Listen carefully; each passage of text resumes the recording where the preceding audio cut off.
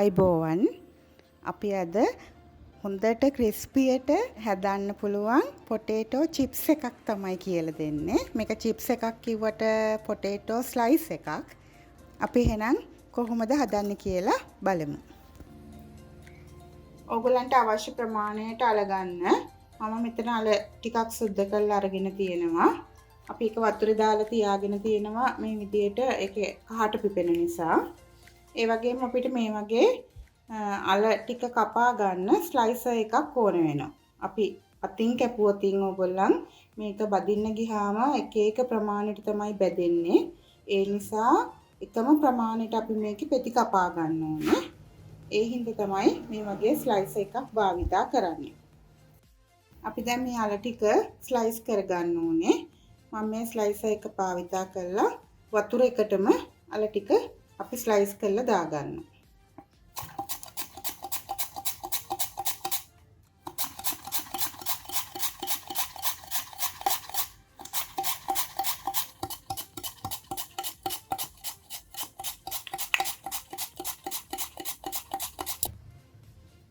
මේ තියෙන්නේ අපි කපාගත්තු අල පෙති ටික. මේ වගේ ස්ලයිසර් එකකින් කපන්නේ මේ වගේ තුනියටම කැපෙන්න ඕනේ.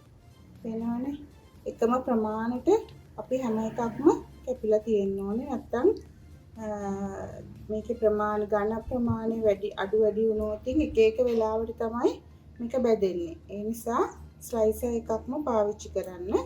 මේ විදිහට මම වතුර එකට තමයි දාලා තියෙන්නේ. මේකට උපුත් දාලා නැහැ. මම මේ ඇල් වතුරට තමයි මේ අල පෙති ටික දාගෙන තියෙන්නේ. ඊළඟට අපි අල ටික බදින්නකොට මේක මේ විදිහට පෙරණ එකකට දාලා මේකේ වතුර ටික අයින් කරගන්න ඕනේ.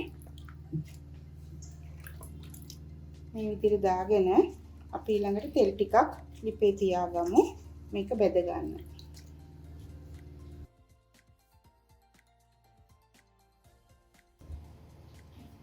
අපි දැන් වාචනයක් ලිපේ තියාගෙන තෙල් එකතු කරගමු. මේක අපි ගැඹුරු තෙලේ බෙද ගන්න ඕනේ, ඩීප් ෆ්‍රයි කර ගන්න ඕනේ නිසා තෙල් ටිකක් වැඩිපුර එකතු කර ගන්නවා.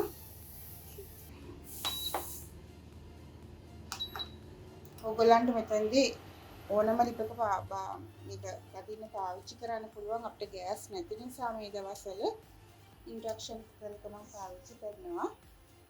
දර ලිපේ උනත් අපිට මේක තෙල් ටිකක් ලිපේ කියලා බෙද ගන්න පුළුවන්. දැන් අපේ තෙල් එක හොඳට රත් වෙලා තියෙන්නේ. මම මේකෙන් ටිකක් තෙල් එකට දාගන්නවා. ගොඩාක්ම දාගන්න එපා එකපාරට. ටික ටික දාලා අපි බෙද ගන්න ඕනේ. අපි මේක දැන් මෙන්න මේ වගේ ගානට බා ගන්න ඕනේ. මේක ලා කහ පාටක් තියෙන්නේ. මේ වගේ ප්‍රමාණෙදී බා ගන්න ඕනේ. මොකද අපි මේක දෙසරයක් බෙද ගන්න. දැන් මේක බාගෙන තියාගමු අපි.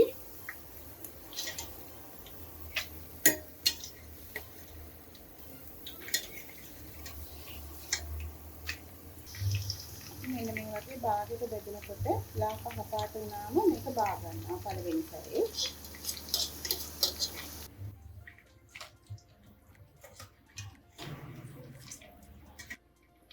මේක මේ ක්‍රිස්පි නෑ ගොඩක්.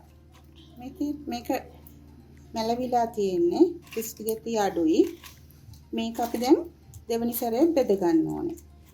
දැන් අපිට ගොඩාක් කල චිප්ස් ඕන දවසට අපිට පුළුවන් මේක කලින් දවසේ මේ විදිහට පළවෙනි සැරේ බෙදලා තියලා අපිට ඕන දවසට මේක දෙවෙනි සැරේට බෙදලා අරගන්න. අපි දැන් මේක දෙවෙනි සැරේට බෙදගමු. දැන් තෙල් එක රත් වෙලා තියෙන්නේ. අපි මේක ගොඩක් දාන්නේ ඉස්සල්ලාම වගේම ටික ටික දාලා ඉස්සල්ලාම වගේ ගොඩක් වෙලා බදින්නේ නැහැ. මේක ටක් ගාලා ගන්න ඕනේ අපි දාලා.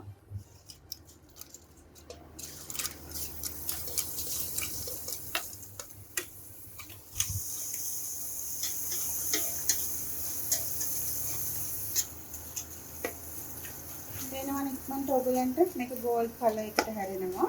එතකොට අපිට තියෙන්නේ මේක ඉක්මනට බා ගන්න.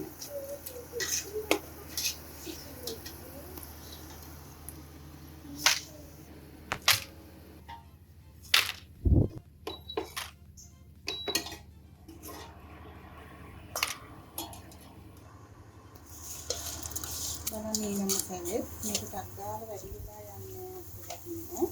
ඉක්මනටම බා ගන්න පුළුවන්. විනාඩියක් වගේ යනකොට ටක් ගාලා මේක ගෝල් කලයකට හැරෙනවා. අපි දැන් මේක ගන්නවා.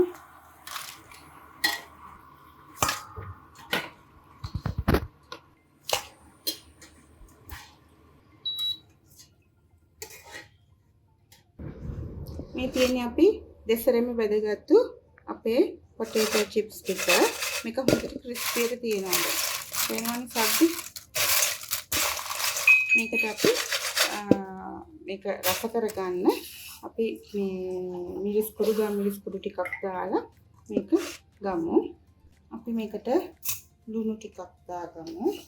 ලුණු තේ හැන්දි භාගයක් ඔයගලන්ගේ අල ප්‍රමාණය අනුව මේ ප්‍රමාණය වෙනස් කරගන්න. ගම් මිරිස් ටිකක්.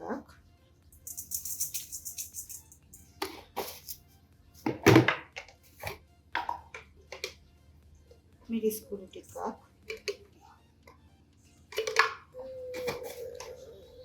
ඔයගලන් කැමති නම් සීසනින් පවුඩර් තේ හැඳි භාගයක් විතර එකතු කරගන්න.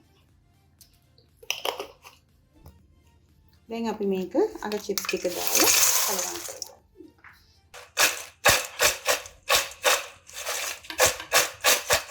මේ තියෙන්නේ අපේ අල චිප්ස් එක. මේක හරිම රසයි. මේක ස්නැක් එකක් විදියට අපිට කන්නත් පුළුවන්. බබාලට හවසට හදලා දෙන්න පුළුවන්. අපිට දානෙකට මගුල් ගෙදරකට පාටියකට උනත් අපිට මේ විදියට අල හදා ගන්න පුළුවන්. හැමෝම කැමති වෙයි. හැමෝම මගේ මේ රෙසිපි එක ඇහුවා. ඒ නිසා තමයි කරේ. ඔයගොල්ලත් හදලා බලන්න.